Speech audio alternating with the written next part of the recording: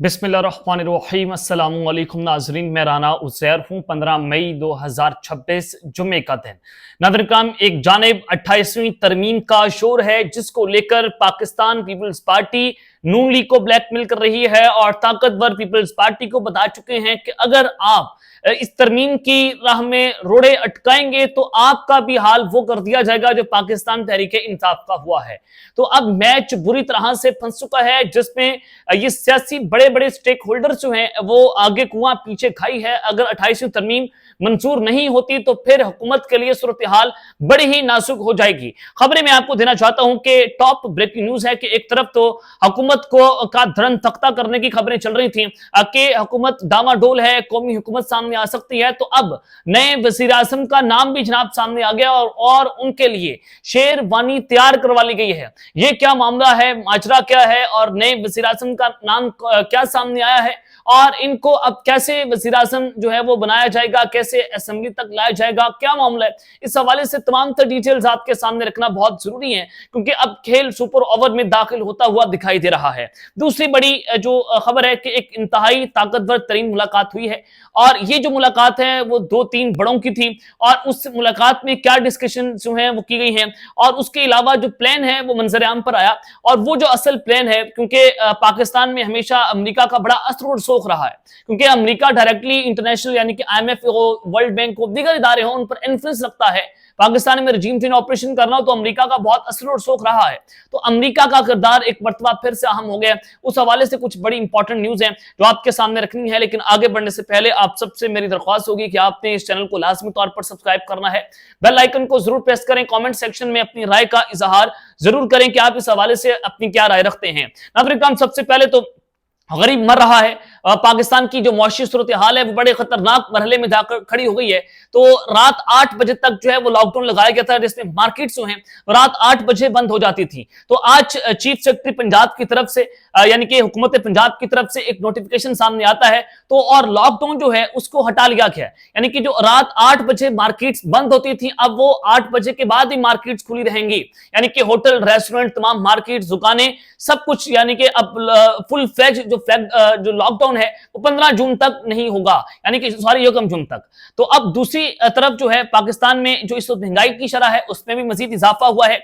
एक हफ्ते के दौरान आटा, सब्जियां, गोश्त, पेट्रोल, डीजल समेत 23 अशिया मजीद महंगी हो गई हैं और जो पाकिस्तान में इस वक्त सालाना बुनियादों पर महंगाई की मजमूई शरह है वो 14.5% है। इमरान खान के दौर में 6-7% थी और आज ये 14.5% है, यानी कि जो महंगाई है वो दुगनी तिगनी हो गई है और शोर मचाया जा रहा है कि पाकिस्तान दिन दुगनी राज चुगनी जो है वो तरक्की कर रहा है।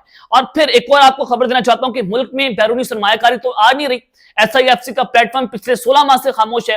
अब मुल्क में बैरूनी सरमायाकार तो आ नहीं रहे बल्कि अब बैरूनी जो हमारी मुकामी सरमायाकारी है, जो पाकिस्तानी ताजर हैं, उन्होंने भी मुल्क में अपनी सरमायाकारी करना बंद कर दी है। अब साल 2025 और 26 में मुल्क में सरमायाकारी और कौमी बचत की शरह मुकर्ररा अहदाफ से कम रही है। ये प्लानिंग कमीशन की तरफ से इंकशाफ हुआ है।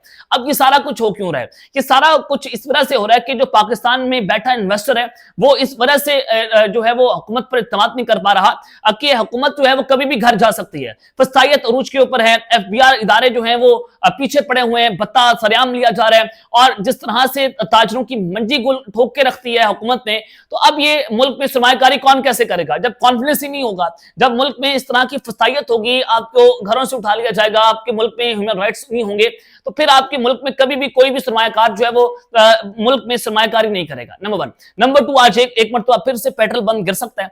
आज दोबारा से पेट्रोल की कीमतें जो हैं वो बढ़ाई जाएंगी और रात 12 बजे कोई बड़ा नोटिफिकेशन सामने आ सकता है और अब की बार 30-40 रुपए पेट्रोल महंगा हो सकता है, ये ज़राए की तरफ से दावा किया गया। खैर, ये सारी खबरें आपके सामने रखने का मकसद है कि हुकूमत जो है वो सब परेशान है मईशत को लेकर और फिर अब टीवी चैनल्स ने दोबारा से मुआशी सूरत हाल पर बात करना शुरू कर दिया कि पाकिस्तान मुआशी तौर पर कोलैप्स होता हुआ दिखाई दे रहा है, ना सरमायाकारी आ रही है, ना आप महंगाई रोक पा रहे हैं और फिर बजट के अंदर दोबारा से IMF के कहने पर हमारी जो महंगाई है उसकी शरह मजीद बढ़ेगी। नंबर 1। नंबर 2 ये कि नवाज शरीफ साहब ने जाती उमरा का इजलास जो है वो बुला लिया। जाती उमरा में जो बजट के मामलात हैं उस पर डिस्कशन होनी है। अब बात तो ये थी कि मोहम्मद औरंगजेब साहब जो वज़ीर खजाना है उनको बुलाया जाता है या उनसे कोई डिटेल्स दी जाती हैं कि मुल्क में मुआशी प्लान क्या है, कैसे बजट जो है वो लाया जाएगा, कैसे गरीबों को रिलीफ दिया जाएगा। उनके कंधों पर यह जिम्मेदारी नहीं है, बजट की जिम्मेदारी है इसहाक डार साहब के ऊपर, क्योंकि इसहाक डार साहब जो है समधी भी है मियां नवाज शरीफ साहब के, और हुकूमत पाकिस्तान नून लीग ये चाहती भी है कि इसहाक डार जो है उनको वज़ीर खजाना लगाया जाए, और ये पीपल्स पार्टी को ऑफर भी दे दी गई है कि जो इसहाक डार है उनको वज़ीर खजाना लगा देते हैं और बिलावल भुट्टो साहब वजीर खारजा बन जाएं।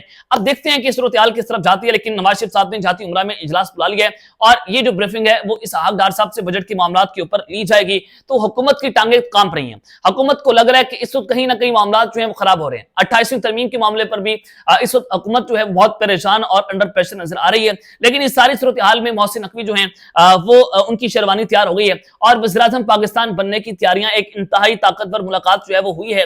मैं इस हवाले से जरा खबरें आपके सामने रखना चाहता हूं। जनाब मोहसिन नकवी साहब जो है वो ताकतवरों के ब्लू आइट भी हैं, निगरान वज़ीर आला पंजाब भी रहे और फिर इनको वज़ीर जो है दाखिला की अब इनके पास ये मिनिस्ट्री है, उसके अलावा पीसीबी के चेयरमैन भी हैं, तो बड़े ताकतवर शख्सियत है पाकिस्तान में। और अगर मैं यूं कहूं कि वज़ीर-ए-आज़म से भी कोई ज्यादा ताकतवर इस मुल्क में है तो वो मोहसिन नकवी साहब है। अपनी मर्जी की ब्यूरोक्रेसी इस्लामाबाद में रखते हैं, कभी यहाँ पर वो DGFI है उनको लगा दिया उस्मान अनवर साहब को, और फिर 18वीं ग्रेड के ऑफिसर जो है उनको 20वीं ग्रेड में तरक्कियां दी जा रही हैं। ASP शहर बानो नकवी उनको भी इस्लामाबाद बुलाया गया, फिर दोबारा लाहौर भेज दिया गया। तो अपने जो करीबी लोग हैं उनको इन्होंने बड़े अच्छे तरीके से नवाजा है। तो मोहसिन नकवी साहब में वो ताकतवरों की ब्लू आइड हैं और इनके बारे में सुहेल राइस ने कॉलम भी लिखा था कि वंडर बॉय की एंट्री हो सकती है। तो मोहसिन नकवी साहब को वंडर बॉय भी कहा जाता है कि वंडर बॉय जो है उनको ये निजाम सौंप दिया जाएगा, फिर जो है वो वज़ीर-ए-आज़म मोहसिन नकवी साहब भी हो सकते हैं। तो इस हवाले से बड़ी चमगोइयां पाकिस्तान की सियासत में होती रही हैं। और अनस नावला साहब से भी जब सवाल पूछा गया कि क्या मोहसिन नकवी साहब जो है वज़ीर-ए-आज़म बन सकते हैं, तो उन्होंने कहा कि मोहसिन नकवी साहब कुछ भी बन सकते हैं। या तो ये इनके बारे में तो इस तरह की राय जो है पाई जाती है। तो एक खबर ये कि इंतहाई ताकतवर मुलाकात हुई है और वो मुलाकात है मोहसिन नकवी साहब ने आज वो अमरीकी नायब वज़ीर खारजा बराए जनूबी वस्ती एशिया अमूर पॉल कपूर जो है उनसे मुलाकात की।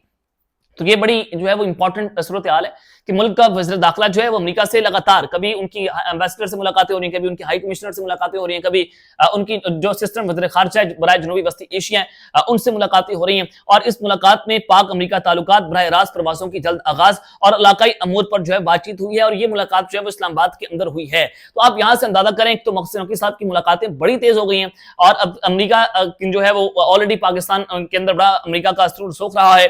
और दूसरा एक और जो दिनेश कुमार है बाप पार्टी के सेनेटर हैं और बलूचिस्तान अवामी पार्टी बड़ी इंपॉर्टेंट रही है। जब भी रजीम चेंज होना था तो बाप पार्टी इमरान खान साहब की इत्तेहादी जमात भी थी, तो ये भी दूसरी तरफ जाकर खड़ी हो गई थी। तो बलूचिस्तान अवामी पार्टी जो है उनके सेनेटर हैं दिनेश कुमार, उन्होंने कहा कि मोहसिन नकवी वज़ीर-ए-आज़म बनना चाहते हैं और वो बड़ी इमाम में गरीबों के घर तोड़ रहे हैं, तो वो इस तरह की अगर यजीदियत जारी रखेंगे तो वज़ीर-ए-आज़म नहीं बन सकते। तो ये एक बड़ा अहम दावा है और बड़ा तहलका खेज इंकिशाफ है कि मोहसिन नकवी साहब जो है उनको वज़ीर-ए-आज़म बनाने की तैयारियां हो रही हैं। तो ये दिनेश कुमार साहब ने कहा। और अब ये मैं क्यों कह रहा हूं कि निजाम ज्यादा देर तक चल नहीं सकता, ये निजाम इस वजह से ज्यादा देर तक चल नहीं सकता कि एक तो मुल्क में जो इकोनॉमिकली स्टेबिलिटी है वो बड़ी खतरनाक खत पर जाकर खड़ी हो गई है। मुआशी प्लान्स नहीं है हुकूमत के पास, फाइनेंशियल प्लान्स नहीं है। आपके मुल्क में जब रेवेन्यू शॉर्टफॉल हुआ है तो आप वो सारा जो खर्च है वो तेल में लीवी बढ़ाकर कर रहे हैं, यानी कि 1 लीटर पेट्रोल पर आप 200 रुपए लीवी ले रहे हैं और गरीबों की जेबों से आप पैसा निकाल रहे हैं, अरबों रुपया निकाल रहे हैं। गैस जो है उसके ऊपर आपने टैक्सेस खत्म कर दिए, जो सब्सिडीज हैं वो खत्म कर दी हैं, बिजली की जो कीमतें वो आसमान पर हैं, तो आवाम की जेबों पर डाके तो डाले जा रहे हैं। अब दूसरी तरफ जो है वो इस वक्त तहरीकें खड़ी हो रही हैं, ऑपोजिशन जो है बड़ी एक्टिव हो गई है। मौलाना फजल रहमान जो है उनकी तरफ से आज जो है वो ऐलान सामने आया, उन्होंने कहा कि बलूचिस्तान खून में नहा रहा है, सिंध पर डाकुओं की हुकूमत है।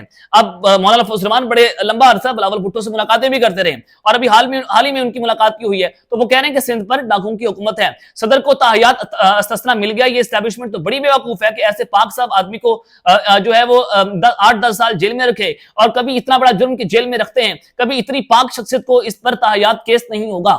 ये बड़ा जो है वो कहते हैं कि पहले आपने 8-10 साल एक शख्स को जेल में रखा, फिर आपने उसको पाक बना दिया और फिर उसको तस्ना दे दिया कि उस पर कभी केस नहीं हो सकता। और फिर शाहिद खान अब्बासी साहब वो कहते हैं कि किसी को नहीं पता कि 28वीं तरमीम में क्या है। 26वीं तरमीम पढ़ते हुए जो वजीर थे उनको भी नहीं पता था कि अंदर क्या है 26वीं तरमीम के मामले पर। तो हुकूमत का हर दिन मुल्क पर भारी है, टर्न पूरी नहीं करती तो मुल्क के लिए बेहतर होगा। ये शाहिद खान अब्बासी साहब जो हैं उनकी तरफ से कहा गया कि अगर हुकूमत टर्न पूरी ना करे और मुल्क में इलेक्शंस करवा दिए जाएं तो मुल्क में जो इत्तेमाद है वो बहाल होगा, वोटर का इत्तेमाद भी बहाल होगा, सरमायाकार का इत्तेमाद भी बहाल होगा। देखें मुल्क में गैर मुल्क की सरमायाकारी तो आ नहीं रही, जब बैरूनी सरमायाकार जो है वो नहीं आ रहे तो मुल्क में ताजर जब बरादरी आपकी सरमायाकारी नहीं कर रही, मुकामी सरमायाकार मुल्क में सरमायाकारी नहीं कर रहे, तो बैरूनी सरमायाकार मुल्क में खाक आएंगे। ये सोचने की जरूरत है ये मैं बिल्कुल नहीं कह रहा कि ये इमरान खान साहब हुकूमत में आ जाएंगे तो मुल्क में स्टेबिलिटी आ जाएगी, दूध किनारे पे आ जाएंगे, आप ये एक्सपेक्ट न करें। मैं ये कह रहा हूं कि मुल्क में पॉलिटिकल स्टेबिलिटी आनी चाहिए। मुल्क में जब पॉलिटिकल स्टेबिलिटी नहीं होगी, अवाम का एतमाद नहीं होगा, तो सरमायाकारी कैसे आएगी? इस पर बात करने की जरूरत है और इस पर डिगअप करना है आपने कि हमारा मुल्क खुशहाल कैसे होगा। तो अब तक के लिए इतना ही, अपना ख्याल रखिएगा और इस लाजमी तौर पर ख्याल रखने के बाद पाकिस्तान जिंदाबाद।